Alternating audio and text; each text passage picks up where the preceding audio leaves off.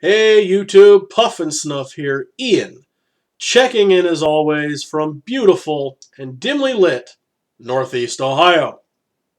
Uh, Doing a Snuff review again tonight. We're going to be talking about Spotted Dick. Yeah, about a million Spotted Dick jokes to be made. Um, for the sake of decorum, I'm going to try to avoid them.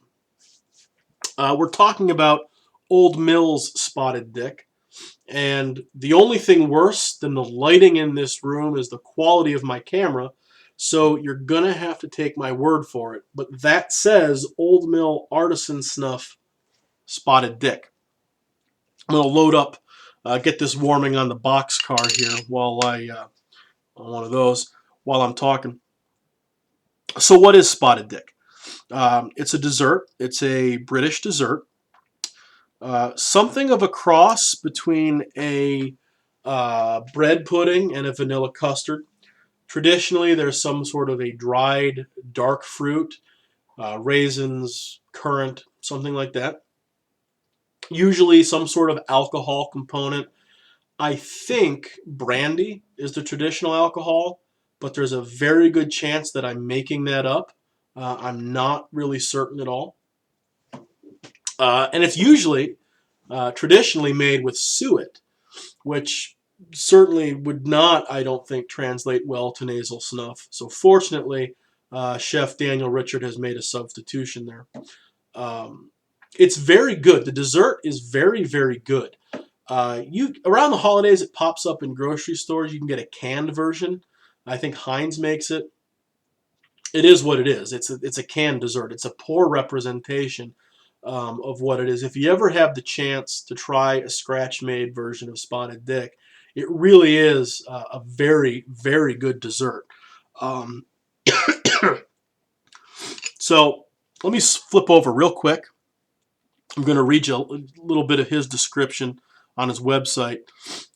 Golden Virginia leaf dressed with lemon, treacle, black currant, Amish butter instead of suet, black walnut, vanilla bean, blackstrap rum, milled to a fine grind, medium moisture, semi-sweet snuff suitable as dessert or an all-day, especially suited for fall and winter holidays. So, um, a few things. First, I disagree with one thing in there.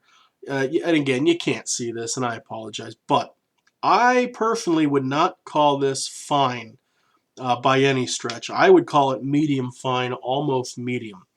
I would agree though that it is fairly moist. So it has kind of a light fluffiness to it. You know, the color is kind of that medium brown. I don't know why I'm showing you. It could be anything. It could be blue, and you wouldn't be able to tell. Um, and which to me, when you have kind of that medium-ish grind and a medium-ish moisture, that instantly to me says this is going to be super easy to take. And so I will load up a massive pinch. I mean, that is probably, God, I don't know, 5 or 6 apple seeds worth of snuff sitting on my thumbnail right now. Um, in the tin, you pick up the butter, you pick up that dried fruit, the currant. You pick up kind of the sweetness from the vanilla and the treacle. Don't really pick up the lemon or the walnut, and don't really pick up the rum either. But let's get that mountain of snuff up in the nose.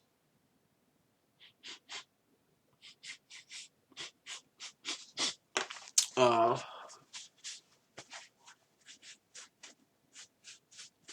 and yeah, super, super easy to take.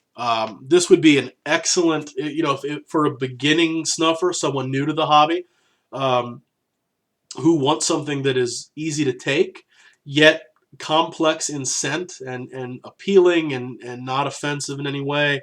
This would be a great beginner snuff, I'll tell you that. Um, if you use a lot of it, the back drip can kick in a little bit. It's not an unpleasant back drip, but it can build up and it can be plentiful back there. Um, Nothing really coming forward, though. This is my second take of this, so I've had a few pinches now. Um, In the nose, the first thing you get is that Amish butter, which is kind of a signature scent, I think, for Old Mill. They use it in a number of their blends. Um, it's good stuff. You definitely get the dark fruit. You get the treacle. Even in the nose, I don't get a whole lot of the walnut or the lemon.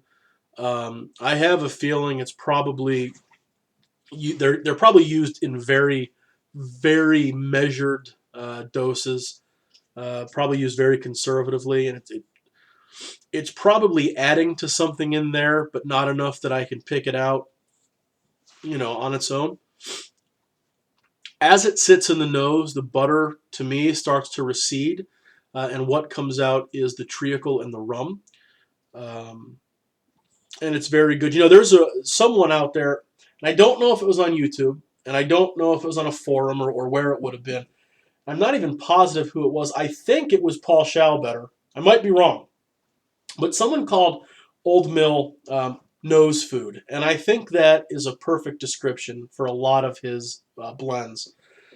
The stuff that he makes, that he models on drinks or food, are they smell, and in the nose they feel just like the drink or the food that it's modeled on. It is, I mean, it's a remarkable thing what he's able to do with this. Um, and it is like if you could eat with your nose, as ridiculous as that sounds, that's what this is like. It is a very good snuff. He calls it a seasonal snuff, fall and winter. I completely agree. I think that if you took this when it was warmer, and maybe this is just me, I'm a seasonal snuffer kind of guy. Um, a little bit of drip going on now. Um, I think if you took this in the warmer months, it could come across as being a little cloying. I don't get that sense right now. And it's a perfect change of pace right now. I've been doing it for the last week or so that Toke Christmas pudding, which is an excellent snuff. But I think I've become kind of nose blind to it because I've been using it almost exclusively for a while now. And this is a perfect way to just kind of wake up, the senses up there and get something new going on.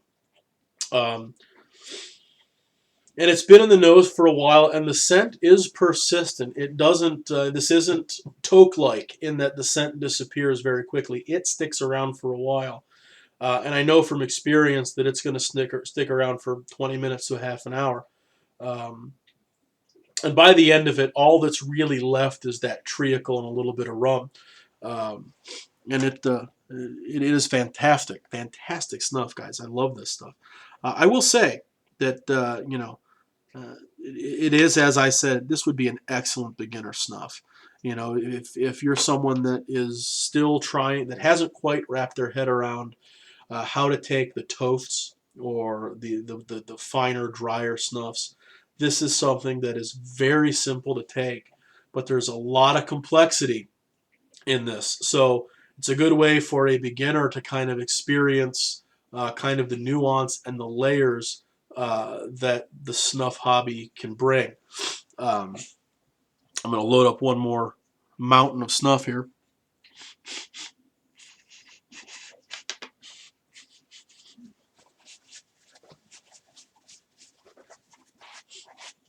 Oh man, that stuff is great. To me, it's non-clogging. It's very super user friendly, um, and just a really, really good holiday kind of scent. Not in the way Tote Christmas pudding is, which is kind of the traditional holiday aromas of the clove and the almost like a potpourri sort of thing going on. This is very different. This is like holiday dessert. You know, smells more like a holiday kitchen than a Christmas wreath. Um, cannot say enough about it. For me, it's a 9 out of 10, especially this time of year. I would recommend it to anybody. I think, just because I think it's a good beginner snuff does not mean this is for beginners. This is for, I think, anybody. Highly recommended to anyone out there. So if you're planning an Old Mill order anytime soon, toss some of this in. In fact, I regret having only bought the small tin. when I started ordering from Old Mill, I was buying a lot of small tins to try them out, and anymore that's almost a waste of time, just because it's so good. Any of them are worth having in some quantity, and this is no exception. So um, I think I've said all there is to be said about this stuff. So I'm going to go ahead and get out of here for now. Uh, Old Mill Spotted Dick, 9 out of 10. That's all from me, guys. Take it easy. We'll see you around.